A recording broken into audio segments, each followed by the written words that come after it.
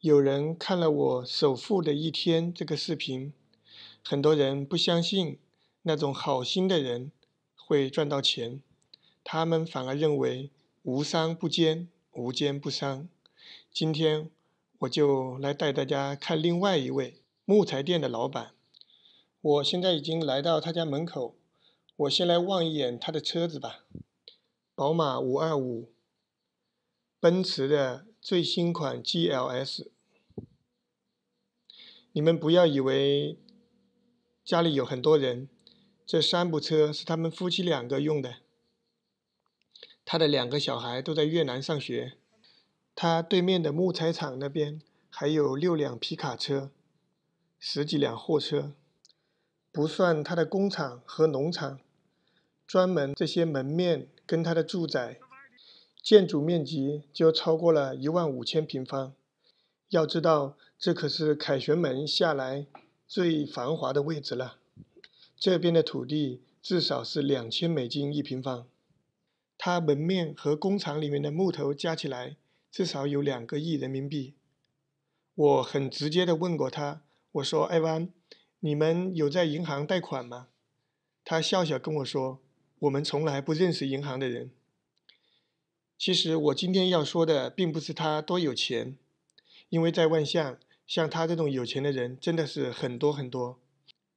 我要说的是2012年，在他和中国人身上发生的一个故事，也是特别感人的一个故事。那是在2012年的时候，他木材工厂隔壁的一块地，是一个中国四川的一个老头，也开了一个木材工厂，跟他是同行。那个老头当时那块地用的是他当时的翻译，其实也是他的小老婆，用他的名字来买的。这个老头在2012年的时候心脏病突发去世了，当时他的小老婆其实也很伤心，准备卖掉这个工厂，然后去泰国生活。因为是木材厂，又跟艾湾的工厂隔壁，还有就是里面有很多的木材，所以他第一个就想到了把这个工厂卖给艾湾。但是艾湾告诉这个女的，他说这个工厂是那个中国人他花钱买的，你如果卖掉的话，这是不对的，你要告诉他的老婆，让他的老婆过来卖。其实当时那个老挝女人，她的家人也过来找艾湾，意思就是可以便宜点卖给他。但是当时的艾湾还是跟村里说明了情况，让村里一定不要随便卖这块土地，因为他认识这个中国人，知道这个土地的钱是这个中国人出的，而不是这个老挝女人出的。后来艾湾还有这个村里的村长，他们想了很多办法，找到了这个四川老头的家人的电话号码，因为他们都不会中文，然后打过去那边又不会英文，最后艾湾就想到了我，让我来跟他们家人沟通。我打电话去四川这个老头他老婆那里的时候，他家里人还不知道这个老头去世了，然后我就跟他说明了情况。大概第3天吧，他的女儿、女婿还有那个老头的老婆就坐飞机来到了万象。记得他们当时在老挝待的时间不到7天，通过艾湾还有这边村长的帮忙，他们很快就把这些事情都处理好了。记得送他们走的时候，这一家3口，就是他的女儿、女婿还有他的老婆，对我、对艾湾、对村长都是非常感激，他们就是流着泪对我们说，希望我们一定要去四川，一定要去他们那里玩，也给我留了联系方式。当时记得艾湾开玩笑的说，本来他可以花300万泰铢买这个厂的，等到他老婆以及他女儿来，艾湾出了500万泰铢，就是多出了200万泰铢，差不多当时是44万人民币。艾湾和村长也出来说话，他们也是非常通情达理，说第一个，这个土地差不多10年了，买的时候用的就是这个老挝翻译的名字，这个老挝翻译也照顾这个老头差不多10年的时间，让他们多少给这个老挝翻译一点钱，因为确实土地所有的手续都是他的名字，如果真正他要卖掉的话，其实中国这边根本就不知道的。最后他的女儿女婿拿出了10万泰铢，也就是22000人民币吧，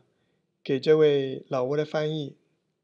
老挝这位翻译他接过来，也只是说谢谢谢谢，没有多说什么。如果按照我们中国人的想法，无奸不商，无商不奸，艾湾当时完全可以不联系中国人，可以直接跟这个老挝女人压价，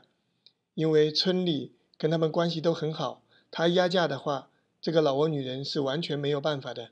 后来我也问过艾湾这件事情，他说我们买一个地，我们就要一直用下去，我们买的是心里舒服，而不是我们赚了多少钱。如果做了违背良心的事，这些钱也都是留不住的。虽然我早就没有了四川这家人的联系方式，但是我想如果有一天他们一家人看到了我现在这个视频，他一定会给我点赞，一定会主动联系我的。สิ่งโครงงานของคุณจีนเนาะคุณจีนเสียชีวิตแล้วเวลาจื้อบ่ไอ้จื้อบ่พอดีไอ้ว่าถ้าไอ้ไปซื้อเนาะให้โครงการบ้านมาซอยนี่เนาะไอ้ก็ง่ายๆดอกแต่ว่าไอ้ยังโซ่หาครอบครัวเราอยู่จีนนี่นะเพราะอยากฮู้ส่วนหลายคนจีนบ่เชื่อแบบนี้เด้เชื่อว่าเอ้าค่อยฮู้คนมาซื้อน้ำเจ้าเนาะค่อยโตราคาน้ำเจ้าก็แล้วแล้วค่อยฮู้เจ้าเขาไปซ้อมมดจีบแล้วแม่นโทรหาเมียเราเมียเราส่งหนังสือมายืนยันว่าโอเคเขาขายแล้วให้ซื้อได้แม่นเราละเอียดยังเสียเงินยังหลายกว่าเนาะแม่นแล้วเราส่งทาง DSL นะไปหาเราแล้วเราไปส่งหนังสือยังยืนมาเนาะเราจะโอเคจำนวนก็บ่หลายแล้วเนาะเงินตอนนั้นแต่ว่าเราต้องให้ทำไมจ่ายแม่ตอนนั้นกินเนี่ยซื้อราคาเท่าไหร่ก่อนค่าพวกนี้ค่าล้านบาทอะไรมาแม่มาซื้อดินหลายบ่เนาะตอนนั้นจะขายตอนนึงให้คนจีนแต่จะซื้อตอนนี้ตอนคนจีนโอ้เดี๋ยวนี้อยู่ฟ้านั่นอันนี้จะห้องนี่ต้นหลังไม่ได้ปิดนะไม่ได้น่าเลยอ่ะฟ้าน้ำมันมี4 ห้องนะขายดีพวกนี้มี2 รังป่ะ2 รังแต่ห้อง5 ห้อง6 ห้องเหรอ6 ห้องดียัง不จื้อเนาะ3 ห้อง人家说自己的房子有多少不记得，其实在这边真的不是他们吹牛，这种人真的很多。记得我第一次问我干姐家车子有多少辆的时候，那个时候他跟我说，反正万象省4个1的牌照，黄色的全部是他家的，然后那些工程车从4个1到4个9也全部都是他家的。至于那些皮卡车，那些工人用的车有多少辆，要问他助理，他不知道。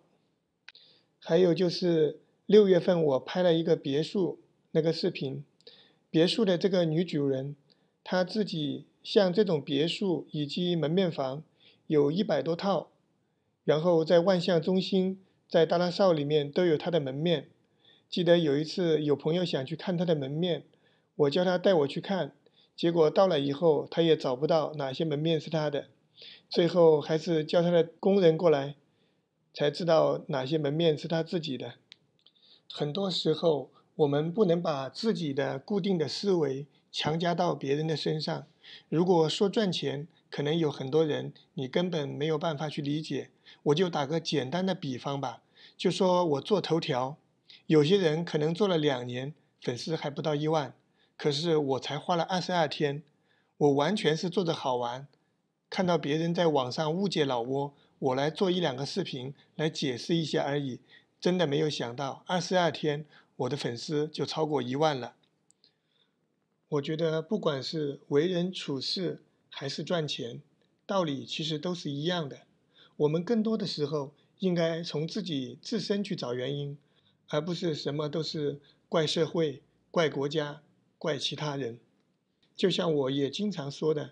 我刚来老挝的时候被那些人骗，我觉得我应该感谢那些人，感谢那些人让我成长。我被他们骗，其实就是我不够成熟。好了，今天的节目先到这里，希望我的节目能给大家带来多一个方面的思考，多一个参考的角度。每晚7点，我在头条，我们不见不散。拜拜。